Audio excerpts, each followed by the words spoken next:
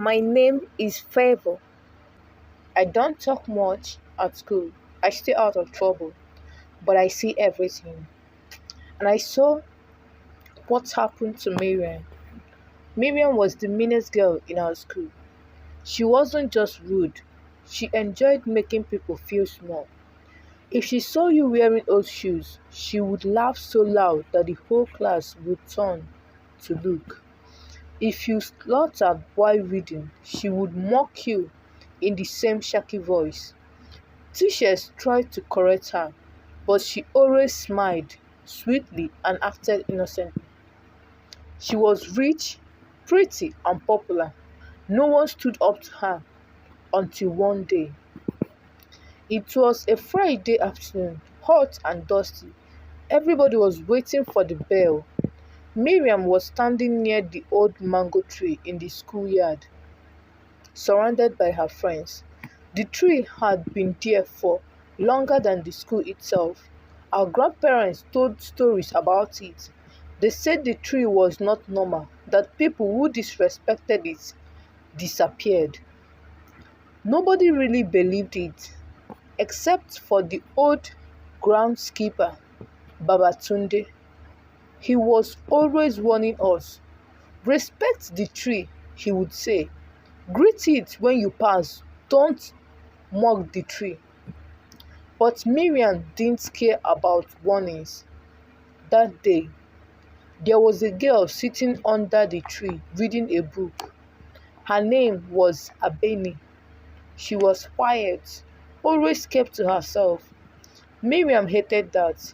She hated when people didn't react to her. So she walked up to Abeni and snatched the book from her hands.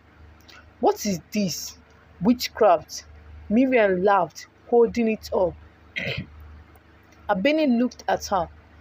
Please give it back.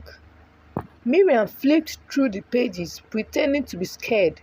Oh, spells, curses! Her friends laughed. Give it back, Miriam, Abeni said again, standing up. Miriam rolled her eyes. Then she turned to the tree. Ancient tree, please take this witch away, she shouted, laughing. She threw the book at the trunk. It hit the bark and fell on the ground. Silence. Abeni didn't say anything. She just picked up her book and walked away. But before she left, she looked up at the tree just for a second, and the wind changed. That night, I couldn't sleep. Something felt wrong. I kept remembering Abeni's face when she looked at the tree. It wasn't angry. It wasn't scared. It was like she knew something we didn't. The next morning, my phone buzzed. A message in the class group. Miriam is missing. I sat up.